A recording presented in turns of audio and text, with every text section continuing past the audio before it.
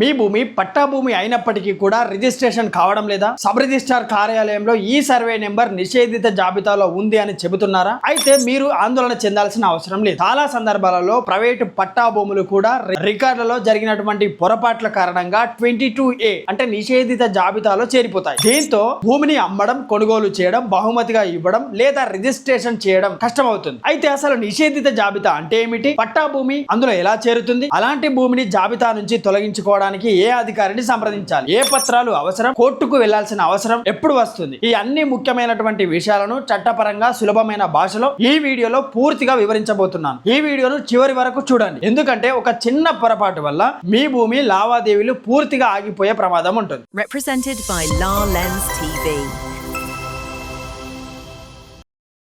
విషయానికి వెళ్తే ఆంధ్రప్రదేశ్ మరియు తెలంగాణ రాష్ట్రంలో కొన్నిసార్లు భారతదేశంలో ఉన్నటువంటి ఏ రాష్ట్రమైనా సరే, ఆంధ్రప్రదేశ్ తెలంగాణ రాష్ట్రాలలో అయినా సరే, ప్రైవేట్ పట్టా భూములు పొరపాటున నిషేధిత జాబితా section 22A prohibited of property list లో చేరుతుంటాయి. దీంతో ఆ భూమిని అమ్ముకోవడం, కొనుగోలు చేయడం, రిజిస్ట్రేషన్ చేయడం సాధ్యమనేది కాదు. నిషేధిత జాబితాలో ఎందుకు చేరుతుంది అంటే రెవెన్యూ రికార్డులో పొరపాట్లు ఉండడం వల్ల, ప్రభుత్వ భూమిగా తప్పుగా నమోదు కావడం, ఎండోమెంట్, వక్ఫ్, ఇనాం, అసైన్ ల్యాండ్స్ అని చూపించడం, సర్వే నెంబర్ లేదా సబ్ డివిజన్ లో పొరపాట్లు రావడం, పాత రికార్డుల ఆధారంగా తప్పు ఎంట్రీలు జరగడం. తొలగించడానికి ఏం చేయాలి అంటే, ఫస్ట్ వన్, భూ రికార్డులను సేకరించాలి. ఏమేమి అంటే ఈ పత్రాలను సిద్ధం చేసుకోవాలి. అవి ఏమిటంటే పట్టాదారు పాస్బుక్ ని, టైటిల్ డీడ్ ని, రిజిస్టర్ సేల్ డీడ్ ని, 1B ROR ని, పహాని లేదా ఆడంగల్ ని, FMB సర్వే రికార్డ్ ని, EC ఎన్కంబరెన్స్ సర్టిఫికేట్, ఇవన్నీ కూడా మీ దగ్గర ఉన్నట్లయితే ఇవన్నీ కూడా మీ దగ్గర జత చేసి పెట్టుకోవాలి. రెండో విషయానికి వస్తే తహసీల్దార్ లేదా RDO కు దరఖాస్తు చేసుకోవాలి. భూమి నిషేధిత జాబితాలో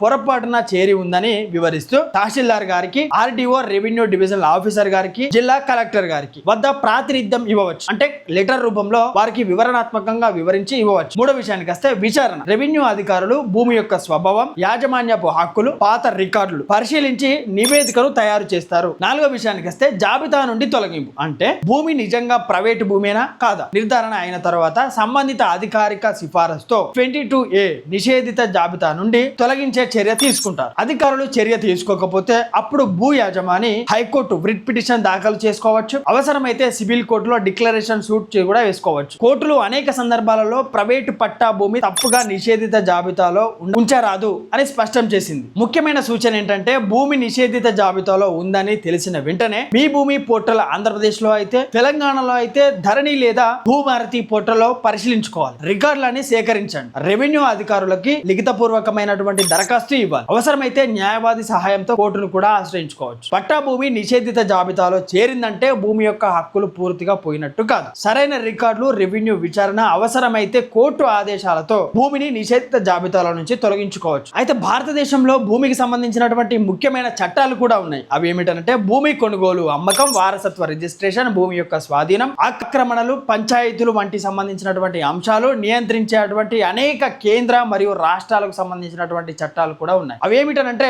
first one, transfer of property act 1882 లో ఈ చట్టాన్ని తీసుకురావడం జరిగింది. ఈ చట్టం యొక్క ముఖ్య ఉద్దేశం ఏమిటంటే భూమి లేదా స్థిరాస్తిని ఒక వ్యక్తి నుండి మరొకరికి బదిలీ చేయడాన్ని నియంత్రించే ఒక ప్రధాన చట్టం. ఇది సేల్ డీడ్, అమ్మకం, మార్టిగేజ్, తనఖా, లీజ్, ఎక్స్చేంజ్, మార్పిడి చేయడం, గిఫ్ట్, బహుమతిగా ఇవ్వడం వంటి అంశాలను నియంత్రిస్తుంది ఈ యొక్క ట్రాన్స్ఫర్ ఆఫ్ ప్రాపర్టీ యాక్ట్ 1882 అనే చట్టం. రెండో చట్టం ఏంటంటే రిజిస్ట్రేషన్ యాక్ట్ 1908, అంటే భూమి సంబంధిత పత్రాలు రిజిస్ట్రేషన్ కు సంబంధించినటువంటి చట్టం. ఇది sale deed, gift deed, mortgage deed, lease deed వంటి పత్రాలను సబ్ రిజిస్ట్రార్ కార్యాలయంలో నమోదు చేయాలి. మూడో చట్టం ఏంటంటే ఇండియన్ స్టాంప్ యాక్ట్ 1899 లో ఈ యొక్క చట్టాన్ని తీసుకురావడం జరిగింది. భూమి కొనుగోలు, అమ్మకాల సమయంలో చెల్లించాల్సినటువంటి స్టాంప్ డ్యూటీ గురించి ఈ చట్టం క్లియర్ గా చెప్తుంది. నాలుగో చట్టం ఏంటంటే right to fair compensation and transparency in land acquisition, rehabilitation and resettlement act 2013 లో ఈ చట్టాన్ని తీసుకురావడం జరిగింది. సాధారణంగా ల్యాండ్ అక్విజిషన్ యాక్ట్ 2013 అని పిలుస్తారు ఈ యొక్క చట్టం. ఇది ప్రభుత్వం రోడ్ల యొక్క నిర్మాణాలు, ప్రాజెక్టులు, పరిశ్రమల కోసం భూమిని స్వాధీనం చేసుకునేటప్పుడు న్యాయపరమైనటువంటి పరిహారం, పునరావాసం, పునరుద్ధరణ కల్పించాల్సినటువంటి బాధ్యతను ఈ చట్టం వివరిస్తుంది. ఐదో చట్టం ఏంటంటే బినామీ ట్రాన్సాక్షన్ ప్రొహిబిషన్ యాక్ట్ 1988, అంటే ఇతరుల పేర్లపై ఆస్తులు కొనడం, బినామీ ప్రాపర్టీని నిషేధించే చట్టం ఈ చట్టం. ఈ చట్టం ప్రకారం బినామీ ఆస్తుల యొక్క స్వాధీనం కావచ్చు, శిక్షలు కూడా విధించవచ్చు. 6వ చట్టానికి వస్తే ఇండియన్ సక్సెషన్ యాక్ట్ 1925 లో ఈ చట్టాన్ని తీసుకురావడం జరిగింది. ఇది వీలునామా, విల్ మరియు వారసత్వం యొక్క హక్కులను సంబంధించినటువంటి చట్టం. యాజమాని మరణించిన తర్వాత ఆస్తి ఎవరికి చెందాలి అనే విషయాన్ని నియంత్రిస్తుంది. 7వ చట్టం ఏంటంటే పార్టిషన్ యాక్ట్ 1893 లో ఈ చట్టాన్ని తీసుకురావడం జరిగింది. కుటుంబ ఆస్తుల విభజనకు సంబంధించినటువంటి చట్టం. ఉమ్మడి ఆస్తి కుటుంబాలకు సంబంధించినటువంటి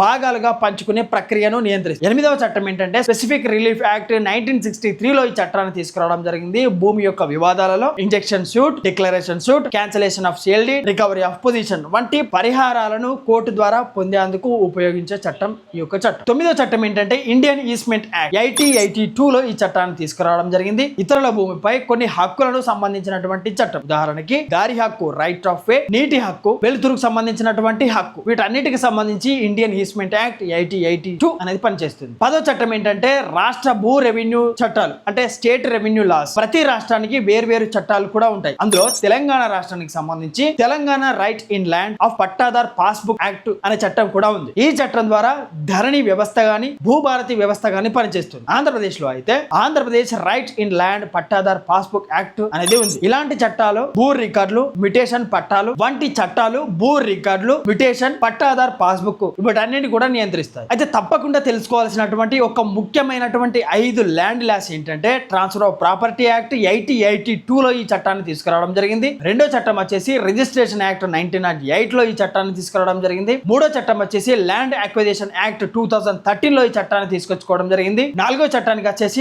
బినామీ ట్రాన్సాక్షన్ యాక్ట్ 1988 ఈ చట్టాన్ని తీసుకొచ్చుకోవడం జరిగింది. 5వ చట్టానికి వస్తే స్పెసిఫిక్ రిలీఫ్ యాక్ట్ 1963 లో ఈ చట్టాన్ని మనం తీసుకొచ్చుకున్నాం. ఈ 5 చట్టాలు అనేవి చాలా ముఖ్యమైనటువంటి చట్టాలు. భూమికి సంబంధించినటువంటి చట్టాలలో ఈ 5 చాలా ముఖ్యమైనటువంటి చట్టాలు. భారతదేశంలో భూమికి సంబంధించినటువంటి చట్టాలు కేవలం 1 లేదా 2 మాత్రమే కాదు. భూమి కొనుగోలు, అమ్మకం, వారసత్వం, రిజిస్ట్రేషన్, పంచాయతీ, స్వాధీనం, బినామీ లావాదేవీలు వంటి ప్రతి అంశానికి ప్రత్యేక చట్టాలు ఉన్నాయి. ఒక భూమి వివాదాన్ని సరిగ్గా అర్థం చేసుకోవాలంటే ఈ చట్టాలపై ప్రాథమిక అవగాహన అనేది తప్పనిసరిగా ఉండాలి. అయితే ఈ వీడియో కంక్లూజన్ లో మనం తెలుసుకోవాల్సినటువంటి విషయం ఏంటంటే పట్టా భూమి నిషేధిత జాబితాలో చేరిందంటే భూమిపై మీ హక్కులు పూర్తిగా పోయినట్లనేది కాదు. చాలా సందర్భాలలో రికార్డులో జరిగేటువంటి పొరపాట్ల వల్ల, సర్వే నెంబర్ సమస్యలు లేదా పరిపాలన అధికారులు తప్పిదాల వల్ల ప్రైవేట్ భూములు 22A నిషేధిత జాబితాలో చేరే అవకాశం అనేది ఉంటుంది. అలాంటి పరిస్థితుల్లో భయపడకుండా సంబంధిత రెవెన్యూ రికార్డులను సేకరించి తహసీల్దార్ గారు, ఆర్డీఓ